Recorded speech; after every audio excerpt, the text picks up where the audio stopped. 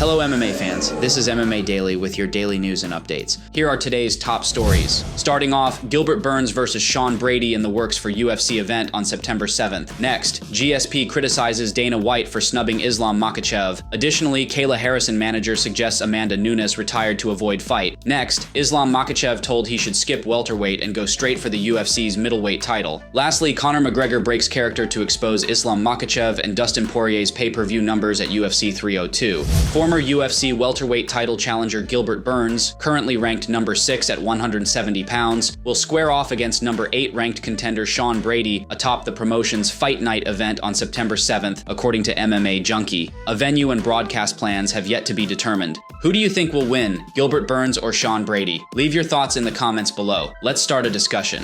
GSP is the latest high-profile name to back Islam Makachev as the top pound-for-pound fighter in MMA over Jon Jones, after Islam registered his third consecutive lightweight title defense with a fifth-round submission of Dustin Poirier at UFC 302 this month. UFC CEO Dana White stirred up the pound-for-pound discussion when he definitively dubbed Jones as number 1. White's comments sparked a flurry of debate across the MMA community, and now former UFC welterweight and middleweight champion GSP has shared his opinion. Here is what he said. "I think right now he's the best pound for pound right now, because of his last few performances. Just amazing. An amazing showcase of heart too, because he had a bad cut on his forehead and Dustin gave him a tough time. Pushed the pace to the edge, and I think that fight is going to make Makachev even better. These are the fights that make you grow." Kayla Harrison versus Amanda Nunes might not be out of the question just yet. A bout between Harrison and the former two-division champion has been discussed for years, with Harrison dominating in the PFL before recently joining the UFC. The fact that the two had trained together at American Top Team in Florida only added to the intrigue. Amanda retired in June 2023 following a dominant decision win over Irene Aldana at UFC 289, 10 months before Harrison debuted at UFC 300 with an impressive submission of former champion Holly Holm. Harrison's manager Ali Abdelaziz is now suggesting that Amanda's retirement had as much to do with Harrison's ascension as it did Amanda being satisfied with her career. Here is what he said. "You have to understand, Amanda did everything. She retired because Kayla was coming to the UFC. She trained a couple of times with Harrison, and whatever happened in the training room happened, and she never wanted to train with Kayla again. She didn't want to spar with Kayla again. She starts training by herself away from the team. Every time Kayla comes to the gym, she left. She has a lot of pride in her. She retired because of Kayla Harrison, and now she said she wants to come back. I don't think she ever comes back, but if she comes back, that'll be amazing."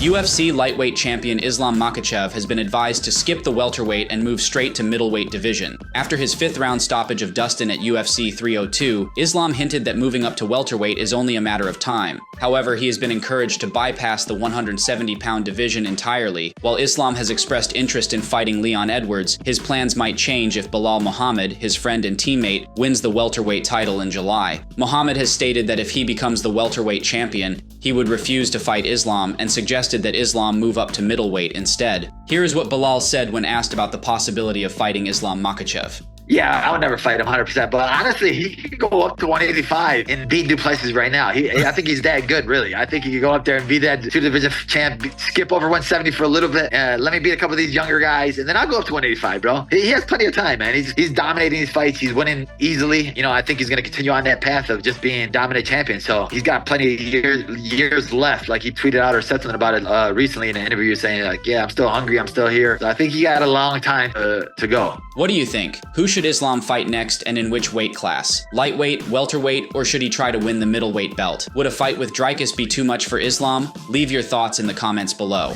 The UFC 302 pay-per-view numbers have been revealed, and who else but Conor McGregor disclosed them, criticizing both Islam and Dustin for the poor pay-per-view sales. According to Conor, UFC 302 had 500,000 pay-per-view buys, which, considering some previous UFC events, isn't a bad result. However, when compared to Conor's pay-per-view figures, it's quite low. Regardless, UFC 302 is over, and we now know how many pay-per-view buys Islam and Dustin achieved. In 2 weeks, UFC 303 will take place, where Conor himself will be the biggest star. We'll see how many pay-per-view buys he can generate and if he still rightfully holds the title of the most popular MMA fighter of all time. What do you think? How many pay-per-view buys will the UFC 303 event headlined by Conor generate? Leave your comments below. UFC light heavyweight champion Alex Pereira was sparring with heavyweight contender Tai Tuivasa. Pereira was in Sydney, Australia for a visit, and while he was there, he went out and trained with Tuivasa. Although the two aren't in the same weight class, the two did have a light sparring with one another. It wasn't much, but Pereira did look like he held his own in the spar. Pereira also didn't look that much smaller than Tuivasa, which is a bit of a surprise given that Pereira used to compete at middleweight in the UFC, but he has since moved up to light heavyweight and has even talked about potentially going up to heavyweight.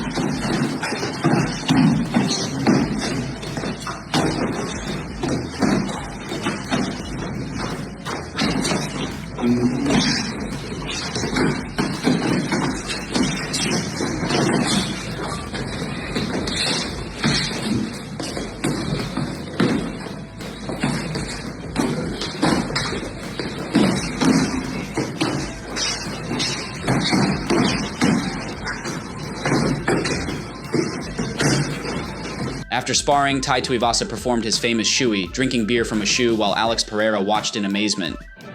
Fucking hell, brother! Hey! Show it!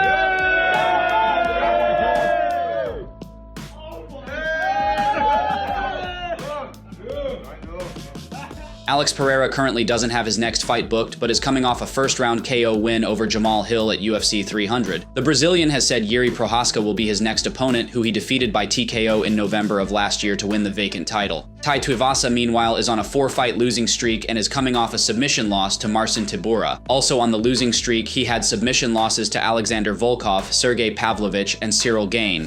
Kayla Harrison versus Amanda Nunes might not be out of the question just yet. A bout between Harrison and the former two-division champion has been discussed for years, with Harrison dominating in the PFL before recently joining the UFC. The fact that the two had trained together at American Top Team in Florida only added to the intrigue. Amanda retired in June 2023 following a dominant decision win over Irene Aldana at UFC 289, 10 months before Harrison debuted at UFC 300 with an impressive submission of former champion Holly Holm. Harrison's manager Ali Abdelaziz is now suggesting that Amanda's retirement had as much to do with Harrison's ascension as it did Amanda being satisfied with her career. Here is what he said. "You have to understand, Amanda did everything. She retired because Kayla was coming to the UFC. She trained a couple of times with Harrison, and whatever happened in the training room happened, and she never wanted to train with Kayla again. She didn't want to spar with Kayla again. She starts training by herself away from the team. Every time Kayla comes to the gym, she left. She has a lot of pride in her. She retired because of Kayla Harrison, and now she said she wants to come back. I don't think she ever comes back, but if she comes back, that'll be amazing." Thank you for tuning in to MMA Daily. We hope you enjoyed today's coverage of the world of mixed martial arts. Don't forget to subscribe to our channel and hit the bell icon to get notifications for our latest videos. Feel free to share your thoughts in the comments below and let us know what you'd like to hear about in our upcoming videos. See you tomorrow with more MMA news. Until then, stay safe and keep following MMA Daily for your daily dose of fighting excitement.